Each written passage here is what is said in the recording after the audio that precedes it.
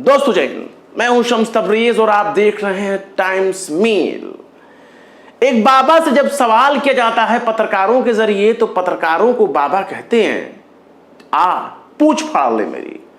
लेकिन अब पूंछ फाड़ने की छोड़ दीजिए, अब तो धोती फाड़ने की नौबत आ गई है और धोती फट भी रही है, खुल भी रही है और बाबा जी नंगे बार बार हो रहे हैं और हर बार उनको शर्मसार होना पड़ रहा है जमाने के सामने और खुद सुप्रीम कोर्ट के सामने। जी दोस्तों, नाम आपने सुना होगा, स्वामी रामदेव, योग गुरु बाबा रामदेव, महर्षि रामदेव, तरह तरह के नामों से रामदेव पहचाने जाते हैं। ये वही बाबा रामदेव हैं जो 2014 में नरेंद्र मोदी की सरकार बनाने का ठेका लेकर बैठे थे और कह रहे थे कि डीजल पेट्रोल हम 30 रुपए में दिला देंगे, 35 रुपए में दिला देंगे, रसोई गैस तो बिल्कुल सस्ता ही मिलने लगेगा। और तमाम वो वादे कर डाले जो मोदी जी ने भी खुद से नहीं किए थे, उस तरह के वादे भी इन्होंने खुद कर डाले। लेकिन जब दिल्ली पुलिस ने इनके खाक छानना शुरू किया तब पता चला कि इन्होंने अपनी जान बचाई, भागे, एनकाउंटर का इल्जाम लगाकर भागे और बाद में मीडिया के सामने आए तो पता चला बाबा जी तो सलवार पहनकर भागे थे।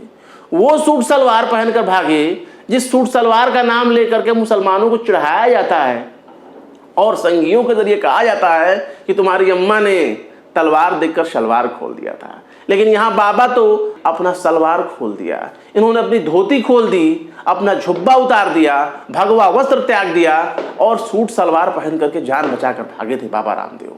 ये वही बाबा रामदेव हैं जो पूरे देश को अनुलोम विलोम कराते रहे, पूरे देश को सांस अंदर बाहर निकालने की क्रिया सिखाते रहे, पूरे देश को योग सिखाते रहे, ऊपर नीचे उठने बैठने उल्टा लटकने की तरकीब सिखाते रहे, हाथ पैर दाएं बाएं ऊपर नीचे आगे पीछे करने की तरकीब सिखाते रहे और खुद धन्ना सेठ बन गए।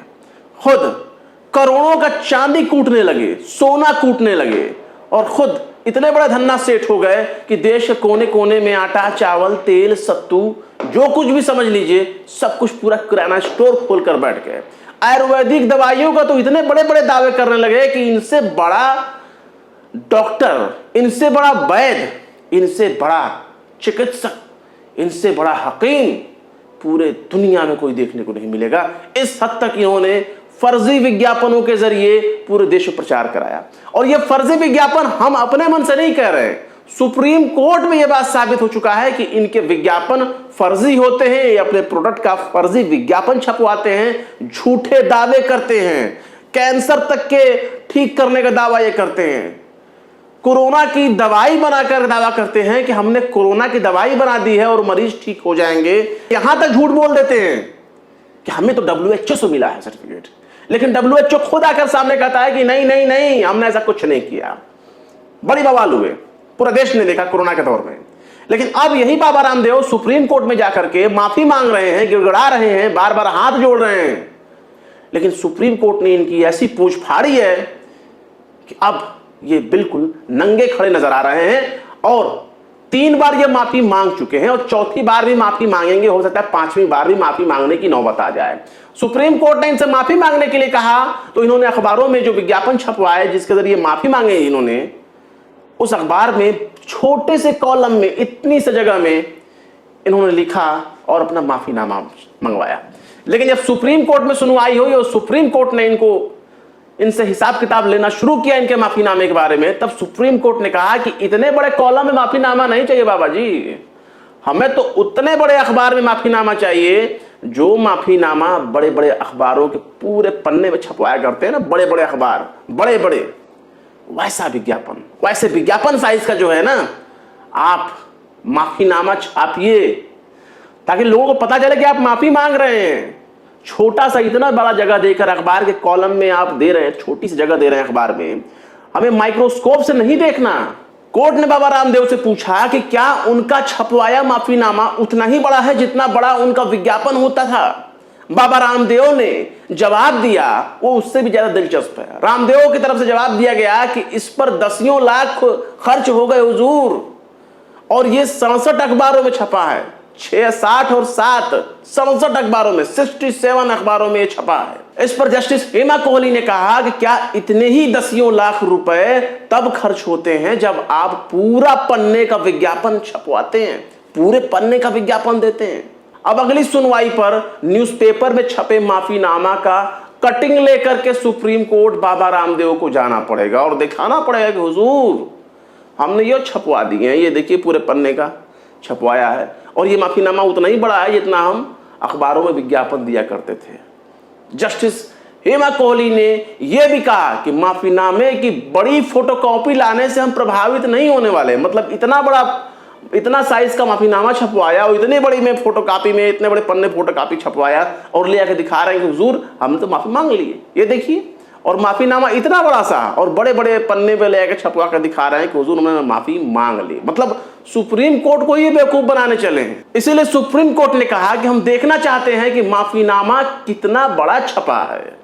जब आप माफीनामा छपवाते हैं तो इसका मतलब ये नहीं होना चाहिए कि हमें उसे माइक्रोस्कोप से देखना पड़े कि भाई दिख रहा है कि नहीं दिख रहा। ऐसा नहीं होना चाहिए। जस्टिस कोहली ने कहा कि हम जनता को धोखा दिया जाना नहीं देख सकते। उन्होंने बकायदा यानी सुप्रीम कोर्ट में बकायदा बेबी फूड का भी जिक्र किया गया, जिसमें ये अभी हाल ही में एक रिपोर्ट आई थी कि नेस्ले कंपनी जो है पूरे देश विदेश में नेस्ले कंपनी बड़ी मशहूर है और उस नेस्ले कंपनी की तरफ से भारत में जो प्रोडक्ट बेचा जाता है सेरेलैक्स, उसमें बहुत ज्यादा मात्रा में चीनी मिलाई जाती है, जबकि जर्मनी और यूरोप के मार्केट में जो सेरेलैक्स बेचा जाता है उसमें बिल्कुल भी चीनी नहीं होता। सुप्रीम कोर्ट की तरफ से IMA यानी इंडियन मेडिकल एसोसिएशन से भी कई चीजों को दुरुस्त करने के लिए कहा, क्योंकि डॉक्टरों के खिलाफ भी बहुत तरह के कामों की शिकायत मिली है। कोर्ट ने डॉक्टरों के महंगी दवाएं लिखने का भी जिक्र किया। कोर्ट ने IMA को भी पार्टी बनाया है। लेकिन सबसे बड़ी बात यह है कि बाबा रामदेव, उनकी पतंजलि कंपनी, आचार्य बालकृष्ण, इन सब को लेकर सुप्रीम कोर्ट ने जो लताड़ लगाई है ना, बाबा रामदेव की ऊपर से लेकर नीचे तक जहां तक उनकी हैसियत बढ़ती हो कोई काम नहीं आया। ना प्रधानमंत्री से उनकी दोस्ती काम आई, ना बड़े बड़े मंत्रियों संतरियों के साथ उनका मेल मिलाप काम आया। सुप्रीम कोर्ट ने जब नापा तो अच्छे से नापा, कायदे से नापा।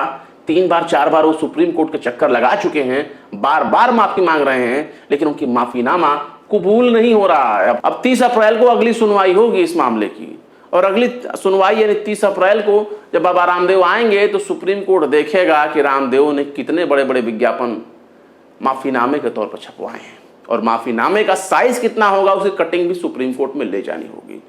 सब कुछ तो ठीक है, लेकिन बाबा रामदेव जितना घमंड पाल कर चल रहे थे उसी का यह नतीजा था कि वो पत्रकार से कह रहे थे कि हां किया था, आप पूंछ फाड़ ले मेरी। और सुप्रीम कोर्ट ने ऐसा पूंछ फाड़ा है कि वो पूंछ दोबारा जुड़ नहीं सकता। बाबा जी बिल्कुल नंगे हो गए। फिर मिलते हैं किसी और वीडियो में एक नई खबर के साथ। शम्स तबरेज को दीजिए इजाजत। जय हिंद। अगर अभी तक आपने हमारे चैनल टाइम्स मेल को सब्सक्राइब नहीं किया है तो जल्दी से सब्सक्राइब कर दें और बेल आइकन भी प्रेस कर दें।